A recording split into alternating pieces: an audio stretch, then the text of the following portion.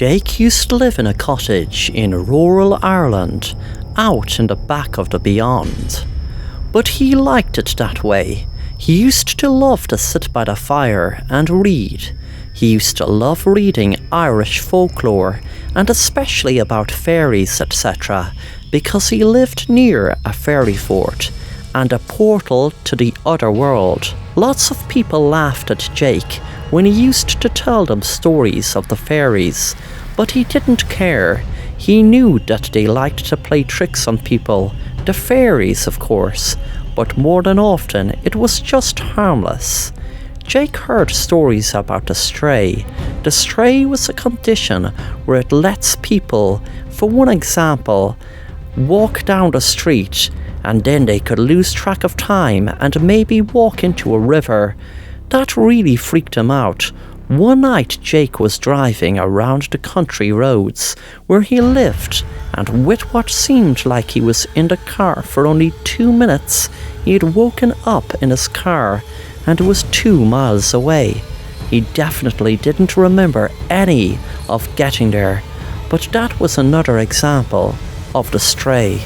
The people would lose track of time.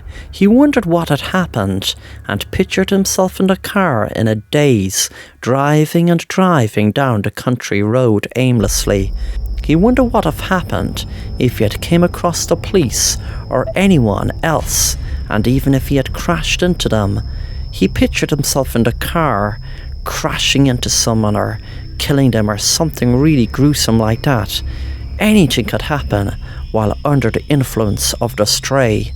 When he woke up, he was outside a cabin in the woods. He drove back feeling tired and groggy, which must have been the effects of the stray.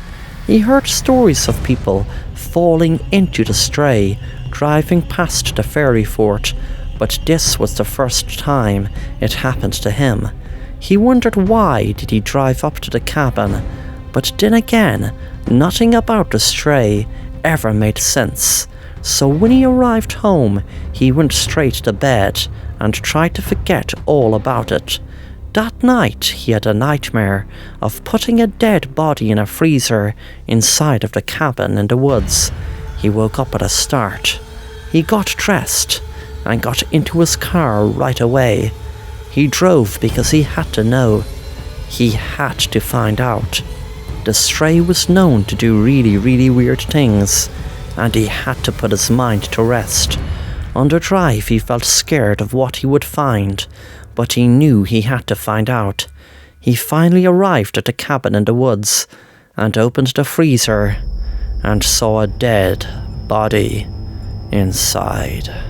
Thanks for watching The Assassin Rapper, and if you want to stay up to date on new content, then please subscribe and be sure to hit the bell to be notified on new content.